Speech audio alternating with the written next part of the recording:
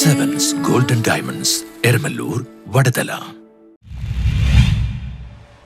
Online തട്ടിപ്പുകൾക്ക് ജാഗ്രതാ സന്ദേശവുമായി പോലീസ്. വിവിധ തരത്തിലുള്ള ഓൺലൈൻ തട്ടിപ്പുകൾക്കെതിരെ ജാഗ്രതാ നിർദ്ദേശവുമായി പോലീസ് രംഗത്ത്. കസ്റ്റംസ് ഉദ്യോഗസ്ഥർ ചമഞ്ഞും അനധികൃത സാധനങ്ങൾ പാർസലിലെത്തിയിട്ടുണ്ടും എന്നൊക്കെ പറഞ്ഞ ആളുകളെ ഫോണിൽ വിളിച്ച് ഭീഷണിപ്പെടുത്തി പണം തട്ടുന്ന സംഘം സജീവമായിരിക്കുകയാണ്.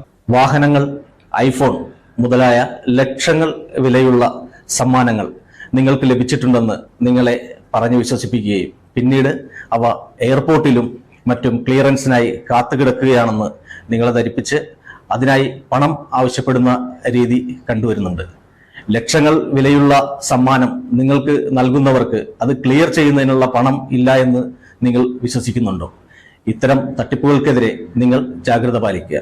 ഇത്തരത്തിൽ വിവിധ മേഖലകളിൽ ഓൺലൈൻ തട്ടിപ്പുകൾ വ്യാപകമായ സാഹചര്യത്തിൽ പോലീസ് ജാഗ്രതാ നിർദ്ദേശവുമായി രംഗത്തെത്തിയിട്ടുള്ളത്. നമ്മുടെ നാട്ടിൽ ഓൺലൈൻ തട്ടിപ്പുകളുടെ എണ്ണം ക്രമാതീതമായിട്ട് വർദ്ധിച്ചുകൊണ്ടിരിക്കുകയാണ്. നിരവധി ആളുകൾ അവരുടെ ലക്ഷക്കണക്കിന് രൂപ നഷ്ടപ്പെട്ടു എന്നുള്ള പരാതിയുമായി പോലീസ് സ്റ്റേഷനിൽ വന്നുകൊണ്ടിരിക്കുന്നു. ഇതിൽ പ്രധാനമായിട്ടും അവരുടെ മൊബൈലിലേക്ക് വരുന്ന OTP മറ്റുള്ളവർക്ക് അയച്ചു കൊടുക്കുന്നതുകൊണ്ടാണ് ഇത്തരം തട്ടിപ്പുകൾ ഉണ്ടാവുന്നത്. ഇന്ത്യയിലെ ഒരു ബാങ്കും നിങ്ങളുടെ OTP ആവശ്യപ്പെട്ടുകൊണ്ട് നിങ്ങൾക്ക് മെസ്സേജ് അയക്കുകയോ നിങ്ങളെ വിളിക്കുകയോ ചെയ്യുന്നതല്ല. ഈ കാര്യം നിങ്ങൾ പ്രത്യേകം ശ്രദ്ധിക്കുന്നത് നല്ലതായിരിക്കും. ഇതുമായി ബന്ധപ്പെട്ട നിർദ്ദേശങ്ങളും പോലീസ് നൽകുന്നു. ഇന്ന് നമ്മുടെ നാട്ടിൽ എല്ലാവരും ATM ഉപയോഗിക്കുന്നവരാണ്.